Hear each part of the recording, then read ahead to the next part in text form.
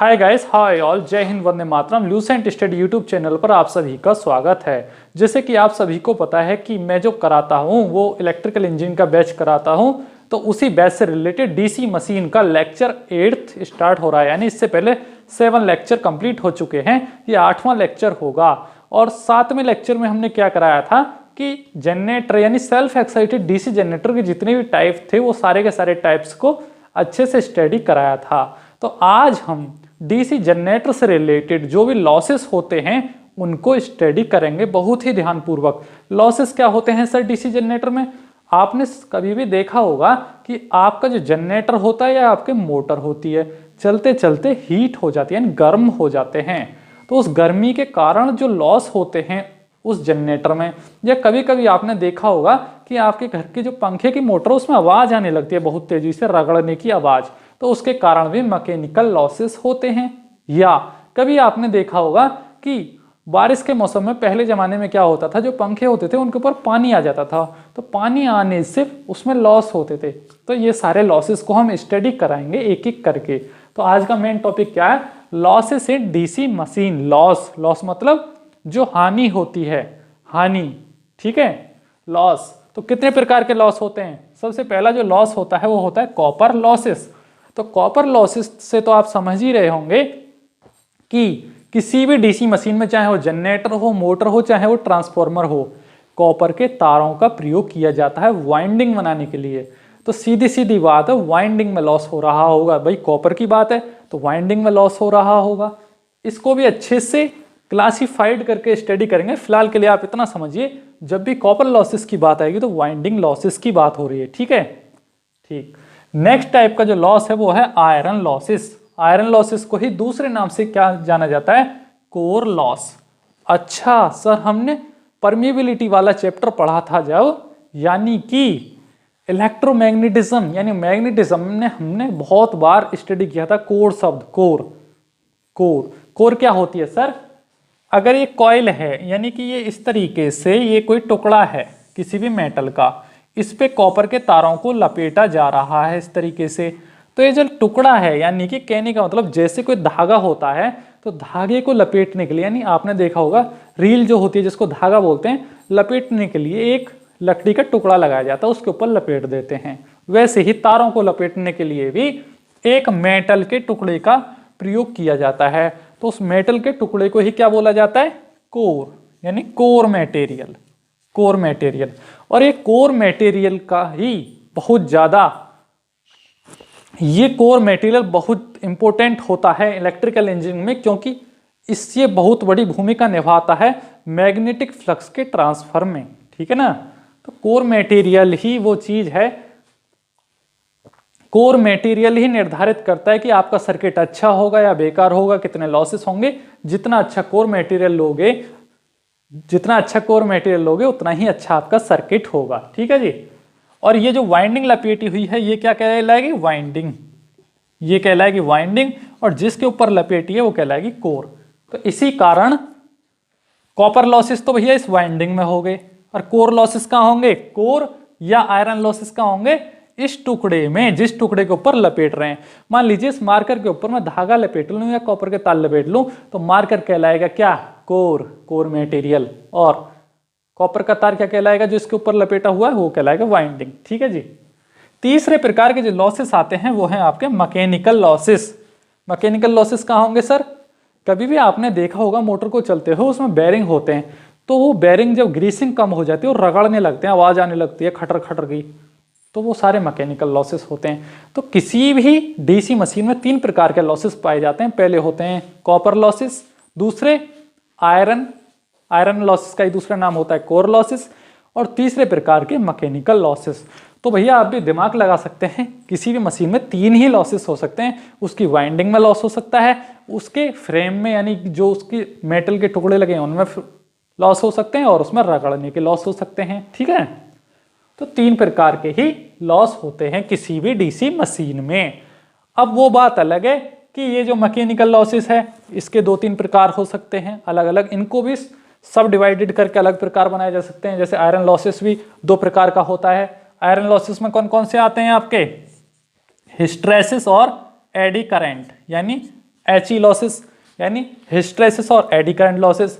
जैसे mechanical losses में कौन कौन से आएंगे आपके, फ्रिक्शन और विंडेज लॉसेस। इसलिए मैं शॉर्टकट में बता रहा हूं फिलहाल के लिए, लेक्चर जैसे जैसे बढ़ता जाएगा आपको समझ में आता जाएगा। कॉपर लॉसेस में भी winding losses, series winding, shunt winding, सारी वाइंडिंग्स के लॉसेस आएंगे, ठीक है। लेकिन उससे पहले आपको समझना होगा all the losses raise the temperature of the DC machine, यानी डीसी मशीन में जितने भी लॉसेस होते हैं उनके कारण मशीन का टेम्परेचर बढ़ जाता है। कभी भी आपने देखा होगा, कभी भी कोई मोटर चल रही है उस पर ऊपर हाथ रख के देखिए, रब करके देखिए, या ऐसे ही रख लीजिए, आपका हाथ जल जाएगा, इतनी गर्म हो जाती है। वो क्यों हो जाती है गर्म? फिजिक्स तो ये बात नहीं कहती कि तू गर्म हो, फिजिक्स तो सिर्फ ये कहती है कि उसमें मैग्नेटिक फील्ड का रिवर्सल कराओ जिसके कारण उसका रोटर घूमने लगेगा। फिजिक्स ये नहीं कहती कि उसमें हीट भी पैदा होनी चाहिए, हीट की बात तो नहीं करती ना फिजिक्स, लेकिन उसमें हो जाती है। क्यों हो जाती है? क्योंकि उसमें लॉस हो रहा है इलेक्ट्रिसिटी का। इलेक्ट्रिसिटी के लॉस के कारण ही भाई जो इलेक्ट्रिसिटी का घाटा हो रहा है, वेस्ट हो रही है इलेक्ट्रिसिटी, उसके कारण ही उसमें लॉस होने लग जाते हैं। यानी कि चाहे कॉपर लॉसेस हो, चाहे आयरन लॉसेस हो, चाहे मैकेनिकल लॉसेस हो, सारे के सारे लॉसेस मशीन के टेम्परेचर को इंक्रीज करते हैं, यानी रेस करते हैं। रेस मतलब इंक्रीज द टेम्परेचर। और क्या करते हैं? Reduce the efficiency of the machine. Efficiency क्या होती है? किसी भी मशीन की इफिशियंसी को घटाते हैं और टेम्परेचर को बढ़ाते हैं। लेकिन सर ये इफिशियंसी शब्द जो आया है इसका मीनिंग क्या है? इफिशियंसी देसी भाषा में समझाऊंगा। मान लीजिए मैं आपको 10 रोटी दे रहा हूं खाने के लिए, आपने उनमें से कितनी खाई? 6 रोटी खा ली और 4 रोटी आपने फेंक दी, तो आपकी इफिशियंसी कितनी होगी? 60%। यानी कि मैंने खाना तो 100% दिया, 100% बोले तो 10 रोटी, यानी 10 रोटी दी आपको खाने के लिए। अब 10 में से आपने कितनी खाई? 6 रोटी। 6 रोटी यानी कि 60%, 100 का 60% हो गया ना 6 रोटी, ठीक है। तो आपकी इफिशियंसी कितनी हो गई? 60%। 100% से घटकर 60% रह गई, यानी 40% का लॉस हो गया। वैसे ही किसी भी जनरेटर में और मोटर में इफिशियंसी लॉस हो जाता है। इफिशियंसी बोले तो देसी भाषा में एवरेज बोलते हैं ना। एवरेज, आपकी बाइक कितने का एवरेज दे रही है? यानी 1 लीटर में 40 किलोमीटर जा रही है, यानी कि 40 जा रही है, तो उसकी इफिशियंसी है ना, एवरेज है। वैसे ही किसी मोटर या जनरेटर की इफिशियंसी निकाली जाती है। तो फिलहाल के लिए इस सारे पॉइंट्स को नोट डाउन करिए और फिर आगे बढ़ते हैं, क्योंकि ये जितने भी पॉइंट है, यानी 3 पॉइंट कॉपर, आयरन और मैकेनिकल को सब डिवाइडेड करके भी लॉसेस को स्टडी किया जाएगा, ठीक है जी। पहले कौन सा लॉस हमने स्टडी किया? कॉपर लॉसेस और उसके 3 प्रकार। तो वैसे ही आयरन या कोर लॉस, यानी आयरन लॉसेस का ही दूसरा नाम क्या है? Core losses. तो आज हम उसको स्टडी करने वाले हैं, ठीक। तो ये आयरन लॉसेस जो होते हैं 2 प्रकार के होते हैं, एडी करंट लॉसेस और हिस्टैरिसीस लॉसेस। यानी एडी करंट और हिस्टैरिसीस लॉस 2 प्रकार के लॉस होते हैं। कौन से? आयरन लॉस 2 प्रकार का होता है, एडी करंट और हिस्टैरिसीस। तो जब भी एडी करंट की बात आती है तो वो डिपेंड करता है एरिया ऑफ किस पे? जो कोर मटेरियल है, यानी जो जनरेटर बना हुआ है उसमें जो आर्मेचर की कोर है, आर्मेचर भैया ऐसे तो है नहीं कि सारा का सारा कॉपर वायर ही है, उसमें लोहे का या सिलिकॉन स्टील का जो फ्रेम लगाया गया है उस पर डिपेंड करता है। तो उसमें आपने देखा होगा पतली पतली स्ट्रिप्स से चिपकी रहती हैं, यानी पतली पतली पिन्नी से चिपका के रख बनाया जाता है आर्मेचर को कभी भी, तो उनको बोलते हैं लेमिनेशंस। इसीलिए उसको पतली पतली लेमिनेशंस में लगाया जाता है ताकि उसका रेजिस्टेंस बढ़े। अकॉर्डिंग टू रेजिस्टेंस का फॉर्मूला R = ρL/A। अगर किसी भी मटेरियल का एरिया ज़्यादा है तो उसका रेजिस्टेंस कम होगा, लॉस आयरन लॉसेस यानी करंट बढ़ जाएगा, यानी एडी करंट लॉस बढ़ जाएंगे वहाँ। और उसको अगर पतली पतली स्ट्रिप्स में काट दिया जाए, इसलिए बोलते हैं थिन लेमिनेशंस, तो उसका लेंथ बढ़ जाता है। और लेंथ बढ़ने के कारण अगर लेमिनेशंस पतली होंगी तो लेंथ बढ़ेगा और इसी कारण उसका रेजिस्टेंस बढ़ जाएगा। तो ऑब्वियसली बात है जब रेजिस्टेंस ज़्यादा होगा तो एडी करंट कम हो जाएगा लॉस का, ठीक है। एडी करंट होता है आवारा करंट, यानी कि जो फालतू करंट होता है जनरेटर में वो लॉस पैदा करता है, हीट पैदा करता है। वैसे ही दूसरा आता है आपका hysteresis loss. Hysteresis loss depend करता है मटेरियल किस प्रकार यूज किया है आपने, कौन सा लो हिस्टैरिसीस कर्व मटेरियल यूज किया है, लार्ज हिस्टैरिसीस यानी वाइड हिस्टैरिसीस यानी आपको जब आपने मैग्नेटिज्म स्टडी किया होगा वहां मैंने अच्छे से स्टडी कराया था high permeability and low permeability materials को, ये टॉपिक वहां आता है। किसी ने अच्छे से स्टडी किया होगा अगर मैग्नेटिज्म को तो वहां उसने स्टडी कर लिया होगा। तो हिस्टैरिसीस लॉस जो होता है वो टेम्परेचर पे डिपेंड करता है, ठीक है जी। तो हमेशा ऐसे हिस्टैरिसीस कर्व का मटेरियल यूज करिए जिसका एरिया छोटा हो, यानी कि स्मॉल एरिया हिस्टैरिसीस कर्व हो जिसका, ठीक है जी। तो इसीलिए सिलिकॉन स्टील का यूज किया जाता है, सिलिकॉन स्टील या रफ आयरन का यूज किया जाता है, ठीक है जी। तो जब भी बात होगी आयरन लॉसेस की तो वो दो प्रकार का होगा, एडी करंट और हिस्टैरिसीस, और इनके फॉर्मूले। जब भी हिस्टैरिसीस का फॉर्मूला होगा तो क्या होगा, pH = नीटा, maximum flux density 1.6, frequency into volume, यानी कि ये वाला फॉर्मूला आपको याद होना चाहिए। ये किसका फॉर्मूला है, एडी करंट लॉस का। और ये वाला फॉर्मूला किसका है, नहीं ये वाला जो फॉर्मूला ये हिस्टैरिसीस लॉस का फॉर्मूला, और इसके नीचे जो है ये किसका फॉर्मूला, एडी करंट लॉस का। जब भी एडी करंट लॉस की बात होगी तो PE से दर्शाया जाएगा और हिस्टैरिसीस लॉस को PH से। P क्या है सर इसमें, पावर, दोनों में ही पावर की बात है, लॉस तो पावर का ही हो रहा है, सिर्फ पता चलता है H और E से। H बोले तो हिस्टैरिसीस, E बोले तो एडी करंट, और दोनों फॉर्मूले आपको लर्न होने चाहिए। यहां से आपको पता चला अगर किसी भी कोर का या किसी भी आर्मेचर का या किसी भी स्टेटर का अगर पतली पतली लेमिनेशंस काट काट के चिपका कर बनाया जाएगा तो उसका एडी करंट लॉस कम होगा, ठीक है, सीधी सी बात है। इसलिए आपने देखा होगा ऊबड़ खाबड़ कंस्ट्रक्शन बनाया जाता है मशीन्स में, अंदर की तरफ गड्ढे गड्ढे से रहते हैं वो, इसलिए ताकि उसका रेसिस्टेंस हाई रहे, एडी करंट लॉस कम हो उसमें। तो यहाँ से सेकंड वाला लॉसेस क्लियर होता है, यानी आयरन लॉसेस। नेक्स्ट चलेगा आपका कौन सा, मैकेनिकल लॉसेस। तो नेक्स्ट टाइप का जो लॉस स्टार्ट होता है वो कौन सा है, मैकेनिकल लॉसेस। तो जो मैकेनिकल लॉसेस होते हैं, these losses due to friction and windage. तो फ्रिक्शन माने तो रगड़, मतलब दो चीजों के बीच अगर रगड़ रहा है कोई चीज, भाई जनरेटर में रगड़ने की आवाज आती है, खड़र पड़र की आवाज आती है, तो उसको बोलते हैं फ्रिक्शन लॉसेस। विंडेज लॉसेस क्या है, विंड मतलब हवा, विंड का मतलब होता है एयर यानी हवा। क्लाइमेट, सर्दियों में अकड़ जाती है बॉडी उसकी, यानी सर्दियों में बारिश में अलग अलग लॉसेस होते हैं वो, ठीक है, विंडेज पे डिपेंड करते हैं वो।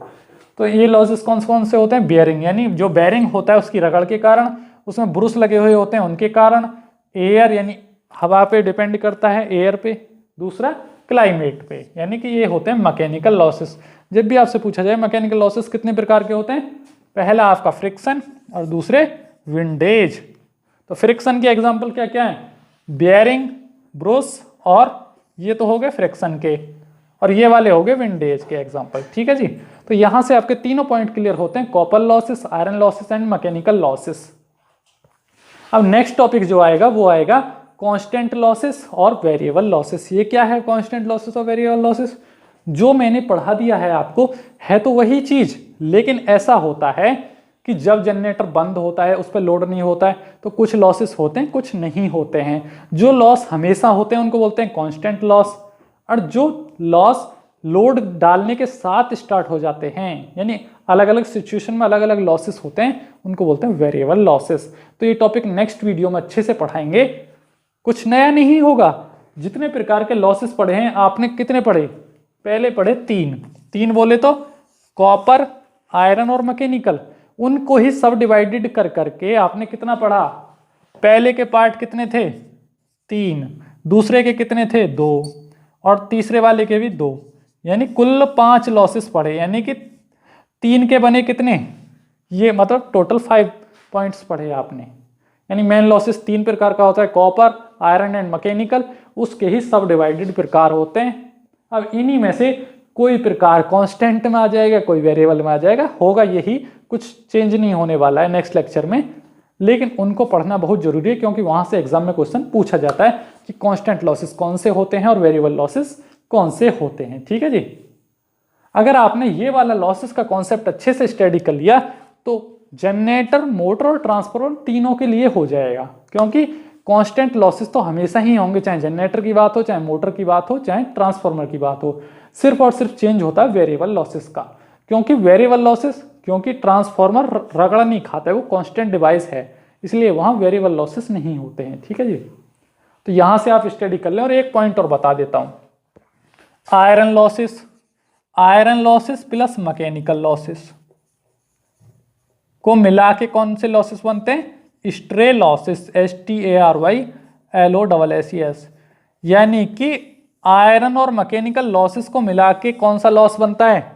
Stray losses. कभी भी आपसे पूछा जाए स्ट्रे लॉसेस क्या होते हैं, स्ट्रे लॉसेस न्यूमेरिकल में दे दिया जाए स्ट्रे लॉसेस इतने, तो iron losses plus mechanical losses is known as stray losses.